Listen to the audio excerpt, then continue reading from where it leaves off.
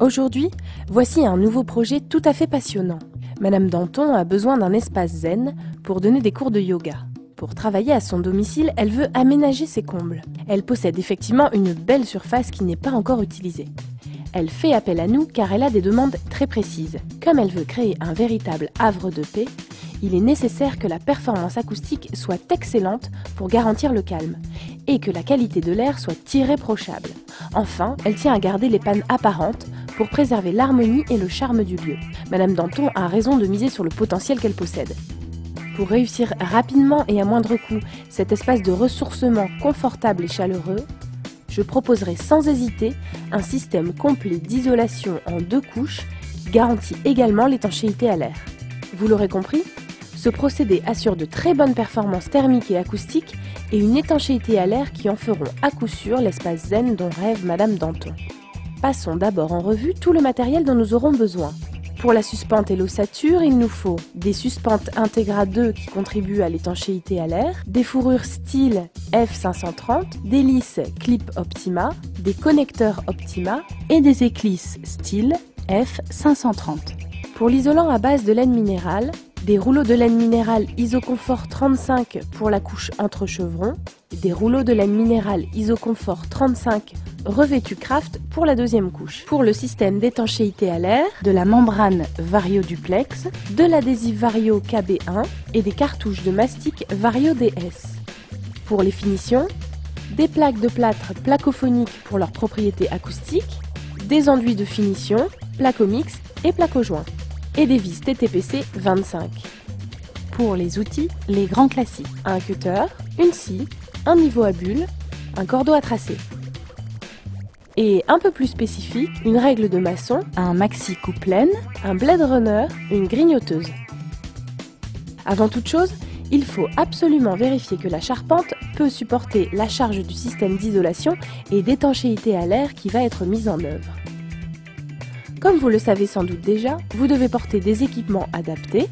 Même si les matériaux ne sont pas nocifs, munissez-vous systématiquement de gants, lunettes ou masques jetables et veillez à porter des vêtements à manches longues.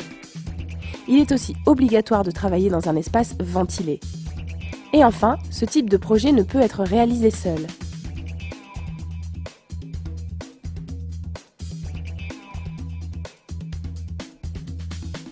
Pour commencer, nous allons vous présenter la suspente Integra 2.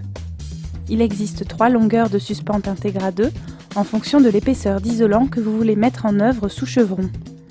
La 12-16 pour un isolant de 120 à 160 mm, la 16-20 et la 20-24. Elles sont constituées d'une tige, d'une rondelle et d'une clé. Elles se fixent comme une suspente classique. Les encoches servent de repère pour le positionnement de la suspente sur le chevron en fonction de l'épaisseur de laine minérale mise en œuvre sous chevron. Après avoir positionné la première couche d'isolant entre chevrons, la tige servira à embrocher la laine minérale sous chevron. Et voici la rondelle qui maintiendra la seconde couche d'isolant sous chevron. La membrane d'étanchéité à l'air s'embrochera avant d'être verrouillée avec la clé sur laquelle on clipsera la fourrure. Viendront enfin les plaques de plâtre. Voilà le comble à isoler. Choisissez la longueur de suspente en fonction de l'épaisseur de la couche sous chevron et fixez-la au chevron à l'aide de 2 vis à bois de longueur de 35 mm. Pour l'alignement au cordeau, utilisez les encoches au bout de la tige. Positionnez les suspentes. S'il y a un écran sous toiture HPV, l'isolant entre chevrons peut être posé à son contact. S'il n'y a pas d'écran ou s'il y a un écran non HPV, laissez une lame d'air de 2 cm en sous-face des lithos. Découpez les laies de laine minérale pour la première couche dans la largeur du rouleau à la dimension de l'anthrax entre 2 chevrons plus 1 cm. Posez les laies entre chevrons en laissant affleurer la laine pour respecter la lame d'air. Embrochez la deuxième couche de laine minérale sur les suspentes. Elle peut être nue ou revêtue d'un surfaçage Craft. Clipsez la rondelle sur les suspentes pour retenir la laine. Embrochez la membrane d'étanchéité à l'air sur la suspente. Prévoyez un recouvrement de 10 cm minimum pour raccorder la membrane en périphérie. Clipsez la clé sur la suspente. Le clic sonore indique que l'étanchéité à l'air est garantie. Pour jointoyer 2 laies de membrane avec un recouvrement de 10 cm, utilisez l'adhésif Vario KB1. Clipsez les fourrures sur les clés des suspentes Integra 2. Vous créez ainsi un espace technique entre la fourrure et la membrane qui permettra de passer tous les réseaux techniques. Vissez les plaques de plâtre sur les fourrures et arasez la membrane qui dépasse. Traitement des points singuliers. Jonction sur éléments de structure.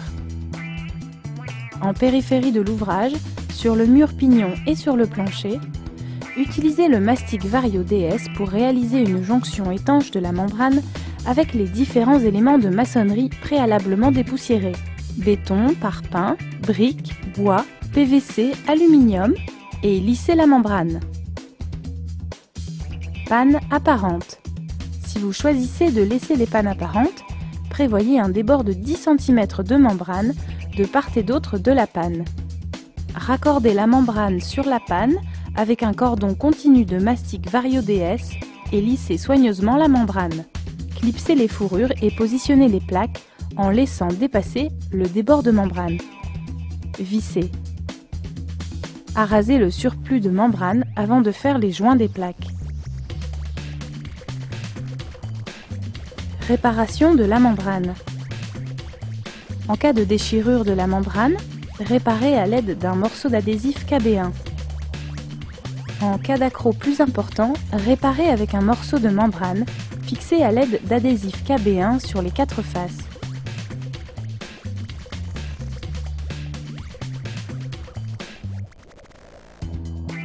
Fenêtre de toit. Incisez la membrane horizontalement d'un bord à l'autre de la fenêtre de toit. Puis continuez la découpe en forme de H le long des joues verticales de la fenêtre. Assemblez les laies au moyen d'adhésif KB1. Appliquez un cordon de mastic dans la goulotte du cadre, en haut et en bas, puis rabattez la membrane et lissez-la sur le cadre. Rajoutez un rectangle de membrane pour couvrir les joues verticales de la fenêtre. Prévoir un débord de 20 cm. Raccordez-les à la membrane à l'aide d'adhésif Vario KB1. Coupez les angles et posez un cordon continu de mastic dans la goulotte du cadre, puis rabattez la membrane et lissez-la.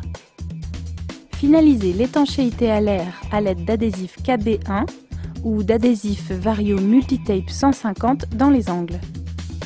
Habillez le retour de fenêtre avec des plaques de plâtre en la positionnant dans la goulotte de la fenêtre de toit en laissant dépasser le débord de membrane Vario. Vissez les plaques et arasez la membrane qui dépasse.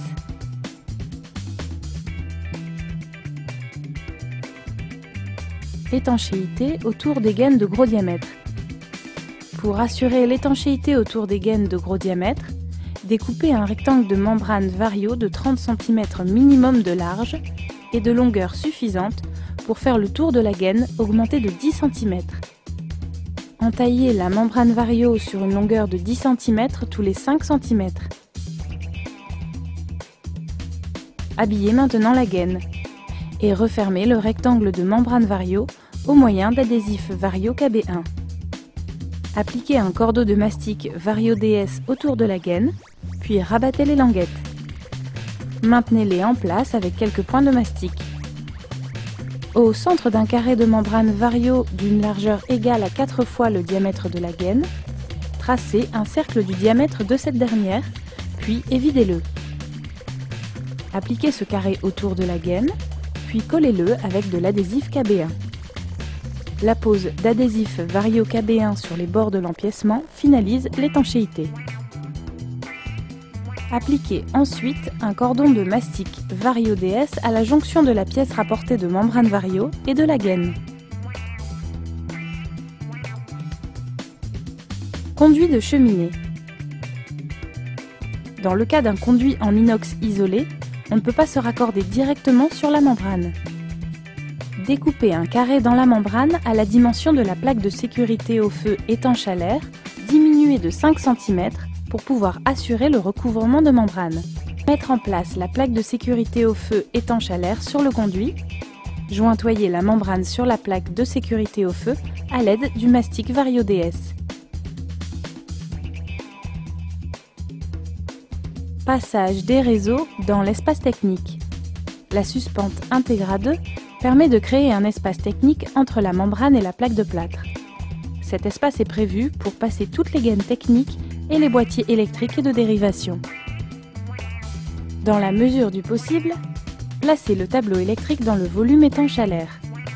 Toutes les gaines circuleront dans l'espace technique et le réseau sera ainsi étanche. Passez les gaines entre les fourrures et la membrane.